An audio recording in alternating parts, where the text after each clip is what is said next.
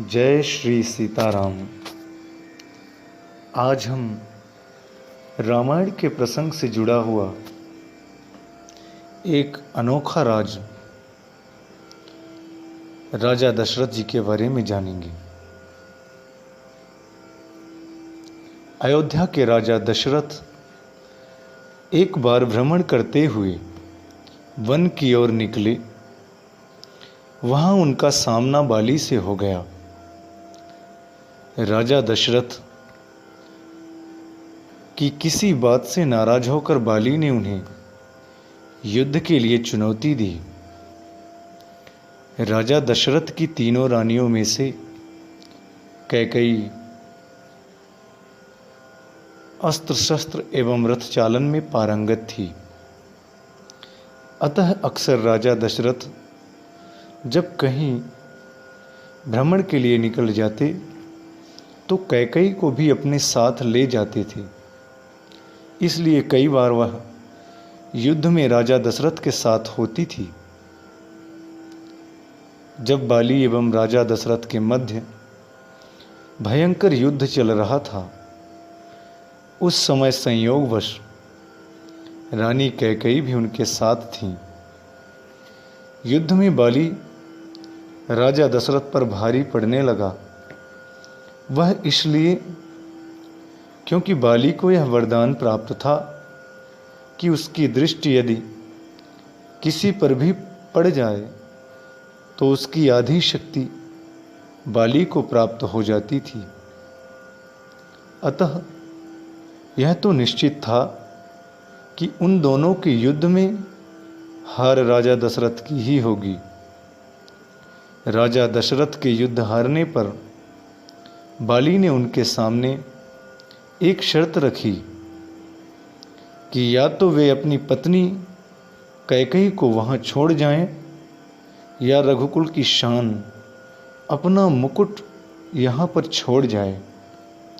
तब राजा दशरथ को अपना मुकुट वहां छोड़ रानी कैकेयी के साथ वापस अयोध्या लौटना पड़ा। रानी कैकेयी को यह बात बहुत बुरी लगी और वह बहुत दुखित हुई।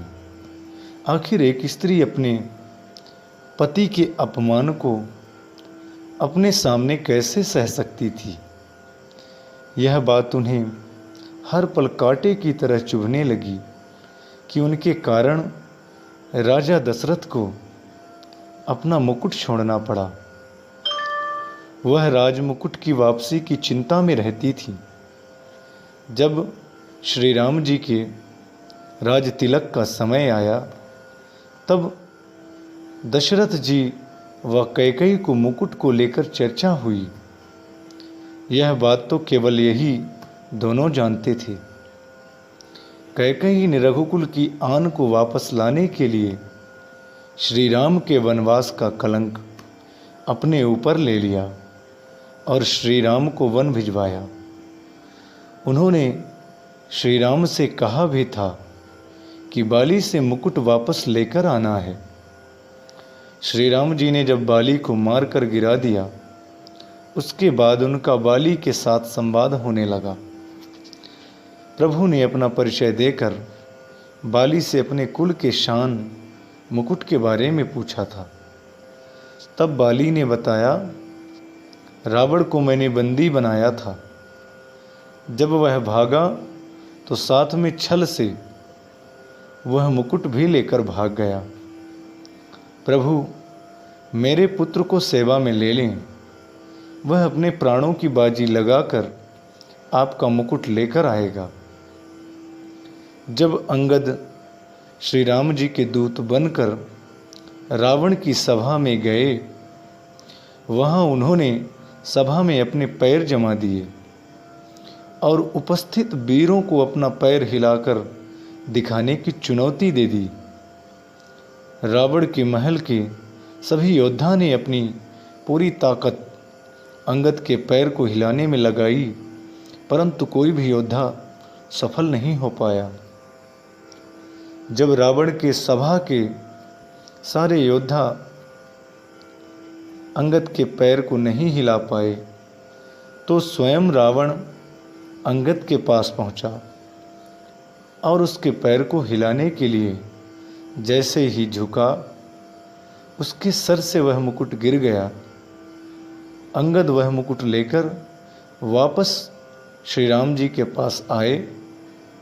यह महिमा थी रघुकुल के राज मुकुट की। ग्रह दशा जब राजा दशरथ के पास गई तो उन्हें पीड़ा झेलनी पड़ी। बाली से जब रावण वह मुकुट लेकर गया तो बाली को अपने प्राणों को आहुति देनी पड़ी। इसके बाद जब अंगद रावण से वह मुकुट लेकर गया तो रावण के भी प्राण गए तथा कैकेयी के कारण ही रघुकुल की लाज बच सकी। यदि कैकेयी श्री राम को वनवास नहीं भेजती तो रघुकुल सम्मान वापस नहीं लौट पाता। कैकेयी ने कुल के सम्मान के लिए सभी कलंक एवं अपयश अपने ऊपर ले लिए। अतः श्री राम अपनी माताओं को सबसे ज़्यादा प्रेम, अर्थात अपनी माताओं में सबसे ज़्यादा प्रेम कैकेयी को करते थे। जय श्री सीता।